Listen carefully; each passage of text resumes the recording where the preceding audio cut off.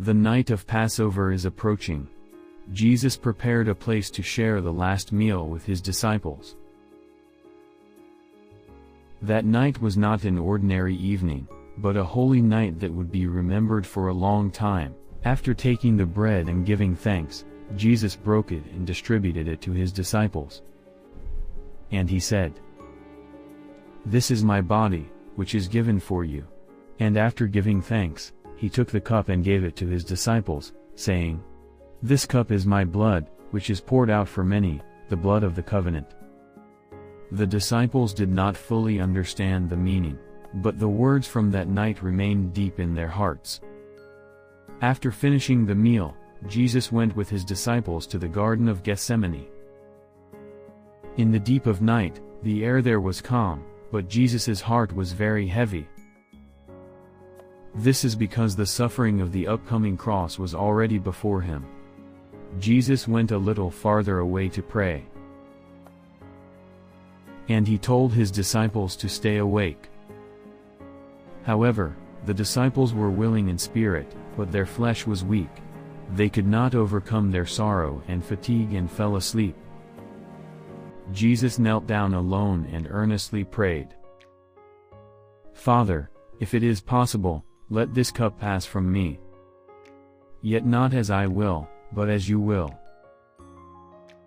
That prayer was a prayer of anguish, but at the same time, it was a prayer of complete obedience. After finishing his prayer, Jesus knew that the time had come.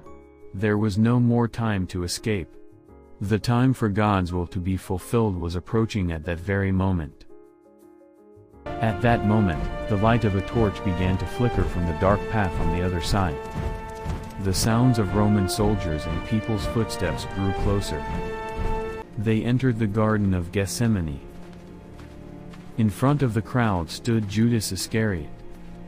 He was once a disciple who ate and drank with Jesus. But now he was standing there to betray him. Judas approached Jesus and marked his betrayal with a kiss. Jesus was arrested, and the people took him away.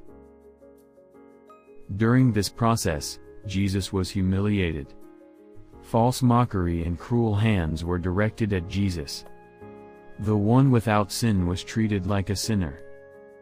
The soldiers placed a crown of thorns on Jesus. They mocked him as a king, striking his head and spitting on him.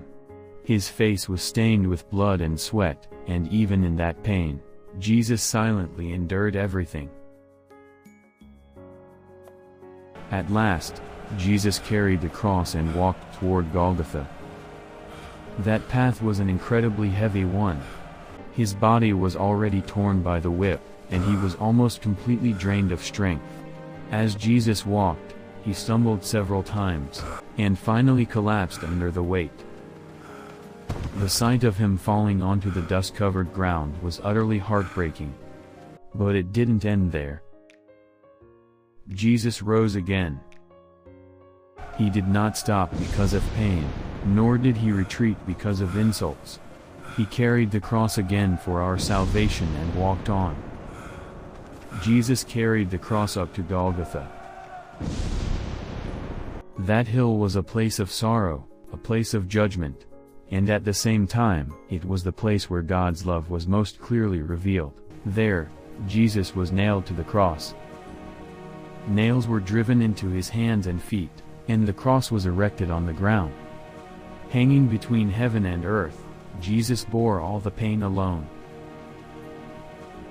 Jesus was on the cross for 6 hours. The suffering that began under the midday light gradually descended into darkness. That time was not just a simple physical pain, but a time of spiritual suffering as he bore the sins of the world. People looked at Jesus, who was nailed to the cross. Some mocked him, some passed by indifferently, and others watched him from a distance with tears in their eyes. Finally, Jesus cried out loudly and breathed his last.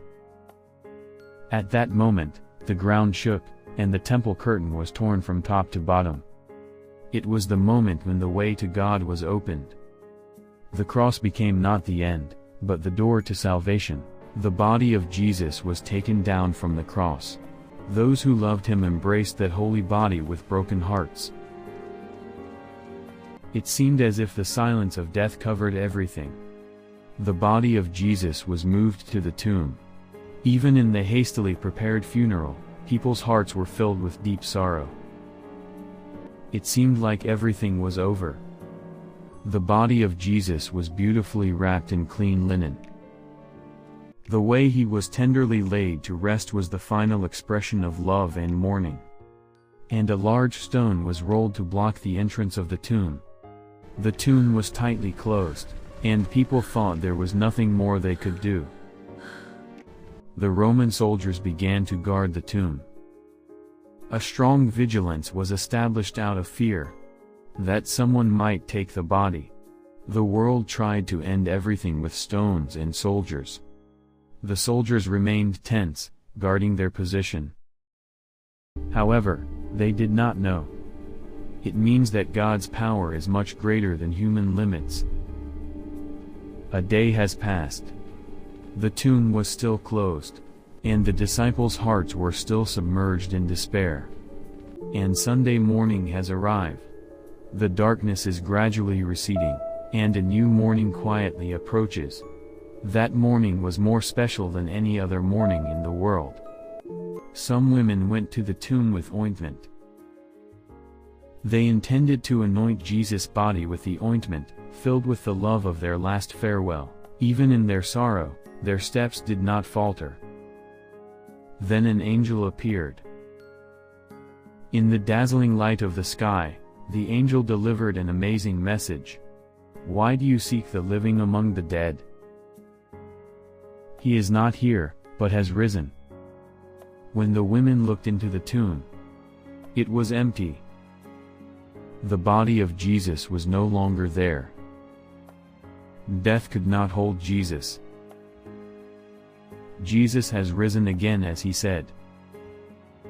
The suffering on the cross was not a defeat, and the silence of the tomb was not the end.